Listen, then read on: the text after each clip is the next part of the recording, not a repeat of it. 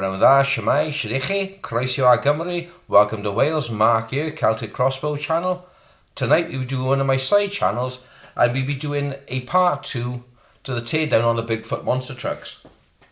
In part 1, we had a look at removing the body system, cleaning your contacts, repairing the electrics, testing your switch, and those few things there. Part 2 is we're going to be looking at the chassis of the vehicle. Doesn't sound a lot involved, but it is, because what happens is with these, they have a problem with the gears wearing. They have a constant wear mesh differential on the front and rear, and sometimes they wear, and you can change your motors round in gears, etc., and you still not get them performing right. So when you select gear, you see it's locked up. It will not go either way. 4-wheel drive, locked up. But when you apply drive, the worm gear lifts slightly and it will not fully engage with the rear differential, as you will see in my last video. So what we're going to do is now, we're going to show you now how to strip it down and where the components go. Brief summary then for those who didn't see or who haven't looked at my first video, which is an excellent video by the way. Not just saying it is, I'm quite thorough in it. But for a quick recap, remove your 2 screws from your rear battery cover, whip that out of the way, take your batteries out. Then undo 4 screws in the bottom, 1, 2, 3, 4. Gently squeeze in your control levers on the top for a driving gearbox, take your top off, and what will be left is your electronics exposed. Now there's no need to strip the electrics any further, but there are 2 screws here and here. So off camera, I'm just going to whip those out now. Okay, now we're going to bring this up the camera. I'm going to sandwich this with my hands, it'll be for a reason. As you release the screws on the front, there's 2 big springs underneath. The purpose of those springs is to hold the drivetrain down at the differentials to keep them in drive. So if I release the pressure of the springs, you see it come up, look. Now, if I bring in the camera, you will see the pole to engage with the gearbox, the 2 and 4-wheel drive system, and the throttle. Although it's only an on-off switch, nonetheless it's still a throttle. Now quite simply, lift the body up, and you can see there's 2 wires attached. Lift your body to one side, you'll have 2 springs inside. That's good. And they fit onto these 2 lugs down in the motor. Those springs then, when you reassemble the body, relocate with these 2 plastic lugs here. Now, this motor assembly now, complete with the gearbox, etc., will lift out in one unit. Now what we're going to do is now, I'm going to try this drivetrain in this chassis. Now, I bought this from somebody off eBay because it would save me taking the wheels etc. off, because they're all pressure fit. And you can see where I got duped by somebody else. You can see where one of the wheels is damaged in the rear, and this one, the chassis moulding clip is broken in the back. So I'm going to have to remove the wheels, take the drive shafts out, remove the gears, and replace them from this chassis into the other chassis. If the drivetrain works fine in this chassis, then the problem has got to be with the gearing in this chassis. And looking at those, the gears look fine. The gears on the drivetrain look fine. So if it doesn't work in the second chassis, then the problem lies in with the gearbox. And there is a proper 4-wheel drive system, being that you got 2-wheel drive, 4-wheel drive at the flick of the switch to activate the clutch. Okay, so you're going to press pause now, or stop, and see what happens with the 4-wheel drive system. Okay, so you swap the chassis over now. You now got the new chassis with the new gearing on the differentials, and the new motor, all in with the chassis. So you know, switch your power on now. Make sure you drop it open. There you go. Hold the front wheel. Here is locking. We do the same bit here. See, look.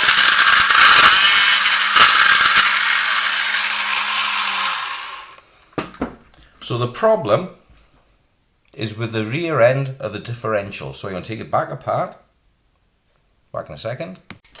Okay, so once you've got your gate off then, your wires are still attached. You don't need to, the motor's working fine. So the way you need to check is next, are the worm gears fine? So you have 4 clips. 1, 2, 3, 4. And just with your nail, you can prise them open. Here they are coming up.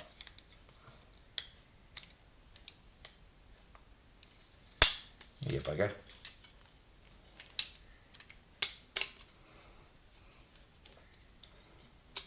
I'll expose your motor and your drivetrain. Keep it pointing the same way to go back in. Okay, so now there's your motor out of the way, and we know the motor is working fine.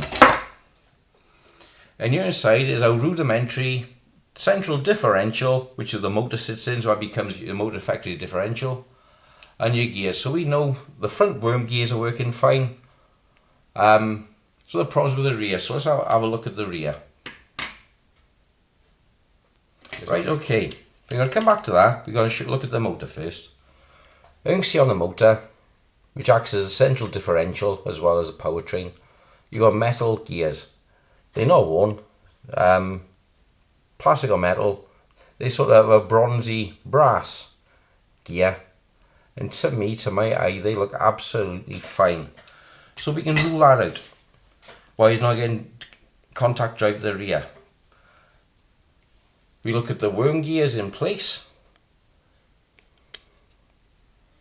And the bushing, where they sit, looks like they're sitting down fine, they're engaging.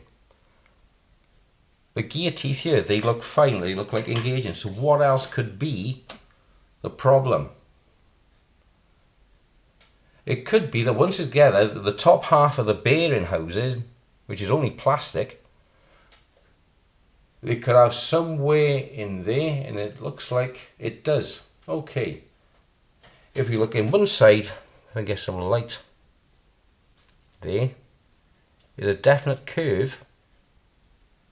You can see your nail through the square slot. There is a definite curve of the front drivetrain. Through the rear is worn. So as this part of the body is not pressing down on the end of the spigot to give you full engagement of drive. But I'm going to take this opportunity while I'm here as well. We've got the damaged wheel on here. I'm going to use 2 screwdrivers to lever off the wheel because it's damaged anyway. And push in one of the nice clean shiny wheels off here. I could change the differential as well while I'm at it. But what you can see is here, differential is pressure fitted on the shaft, which means you slide the pin in first, then you've got to push it through this spigot, through the other side, and try to line it up to get this in the middle to lock with the differential. I don't want to interfere with that, because then you're in a whole other world then of realigning the gears, etc. So I'm going to stop the video now, take the wheel off. It looks like to me that the differential is off center as well, which you would expect because the drive has to be on one side to the other. But I think this may have been like this from new. So, because look at the molding. So I'll take the body of this from the other chassis and use that then and try it and see if that actually improves contact with the gears. Okay guys, see you in a minute. Folks, we're on to the next part of the video. Now you can see now the differential gear is back in place. There is some etching already to the drive shaft to locate the gear, but when you push it off and you reset it, it cuts new teeth and takes away some of the material, and the crown gear will not bite in. So by filling this area here with araldite, pushing the one drive shaft in from the right hand side to line in the crown, and then on the outside, again because of the design, the out part of the drive shaft then I filled that with araldite as well, push it in. So I show you from this side here, you can see the araldite in place. So I'm going to give it a bit of a clean now, because I don't want to set overnight. Guys, back in a room. I know I've shown you a stage by stage put it back together. It's pretty straightforward. Interesting tidbit though, the white motor assembly, gearbox assembly, will not work at all in this version with the black gearbox assembly. The reason being is the floor pan is a lower set floor pan on the version I got. So when you install the gearbox, the worm drive will not engage the differential gears or planet gears on the drive shafts at all. So what I've done is instead I've used the front spigot drive shaft off the white chassis in the back of the black gearbox, and that seemed to work. So if I start it up now, turn it on, it's like two-wheel drive, four-wheel drive.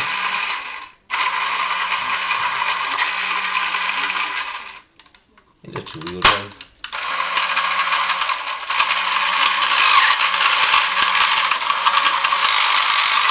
See that is now running freely.